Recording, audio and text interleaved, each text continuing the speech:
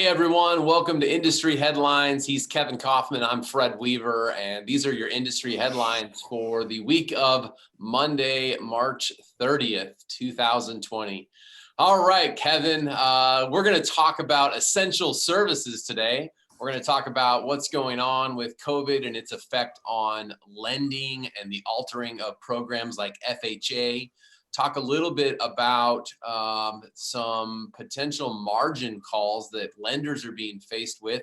We mentioned that the Fed issued some guarantees of purchases a while back, but I say a while back, like in the last 2 weeks. It already feels like it's been a while ago. I know, but now there's some adverse effects happening. And then we're also going to jump into the CARE bill that was just passed by obviously our government in the last few days. Specifically, we want to talk a little bit about some of the mortgage foreclosure and forbearance protections that were in there and some of the things for employers as well. So here we go. Welcome to Industry Headlines. Yeah, so much is going on as we've talked about on the last few episodes.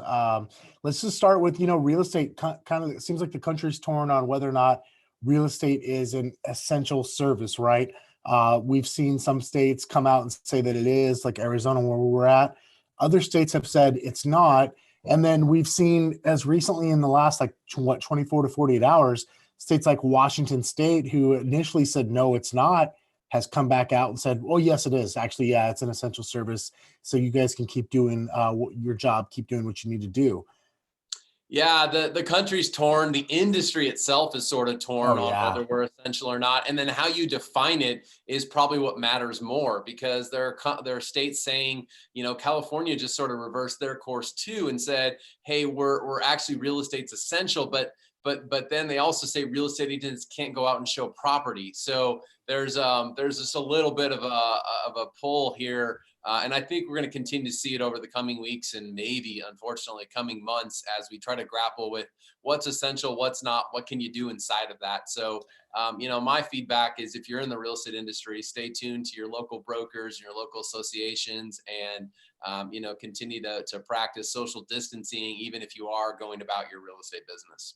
Yeah, I mean, I think the fact of the matter is it's just kind of a confusing time right now, and it's going to keep changing and keep probably being a little confusing. Yeah. So also a little confusing are the mortgage markets. So probably like 3 or 4 stories here in one, right? But one of the things that came out recently was the Fed obviously bought like $183 billion of purchases, right? And it was in an effort to drive down mortgage rates. We've talked a little bit about that, keep mortgage rates low. So that's a good thing. The backfiring thing there is that you have these lenders that are faced with potential mortgage calls now that are starting to hurt their working capital, meaning that if they don't have enough working capital, they can't lend it out, right? And that's threatening their ability to operate and continue to do new business. So, this whole lending thing is probably more at the forefront of disruption right now than real estate. But of course, what happens in the lending world is directly impacting what's going to happen in the real estate world.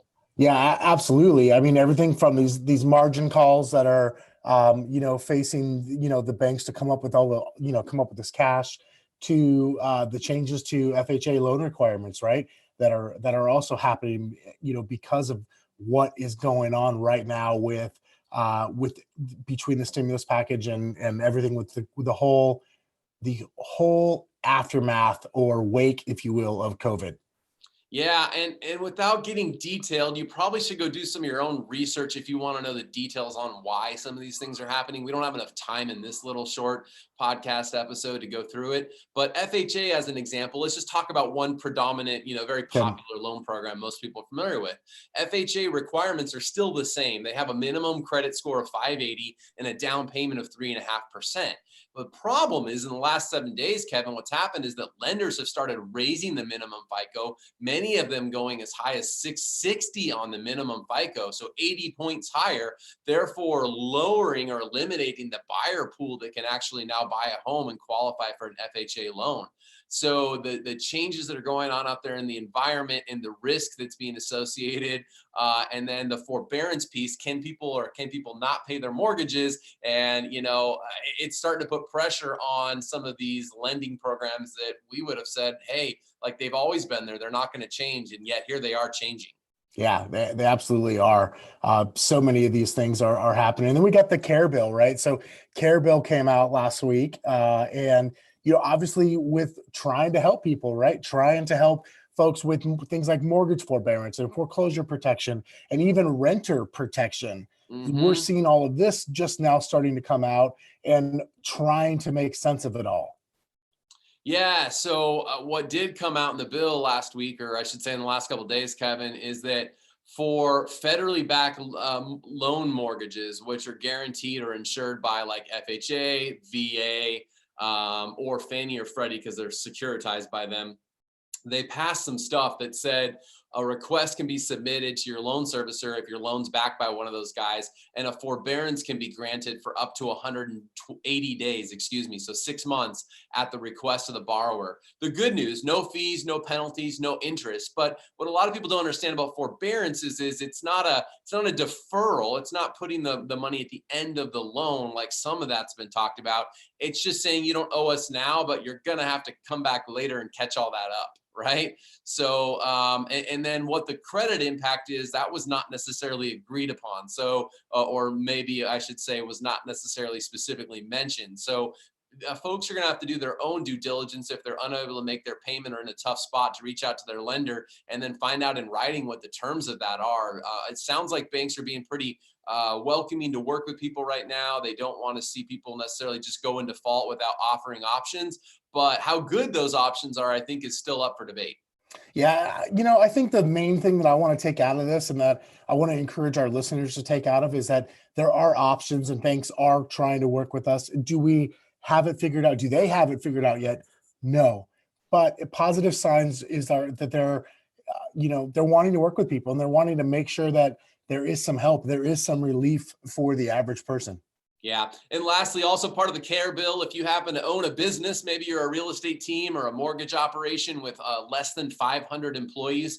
Part of that bill last week was $350 billion was put aside to fund loans for businesses to help them with their payroll over the next coming months, to keep people employed, to keep people on the payroll. Some of that money, Kevin, is actually able to be forgiven if certain conditions are met. Now, here's the real story here. There's no link to apply yet. That's all in the works. They're scrambling Yeah. behind the scenes to roll it out, but the money's been set aside. Now we get to watch how that's going to be loaned out. But if you're a company that has less than 500 employees, you're struggling with payroll right now and keeping people around, there is some relief coming. We'll see if you qualify for it and what those conditions are, but you can obviously stay tuned and we'll talk more about that in some upcoming industry headlines. So thanks so much for joining us today. All right, guys, we'll talk to you soon.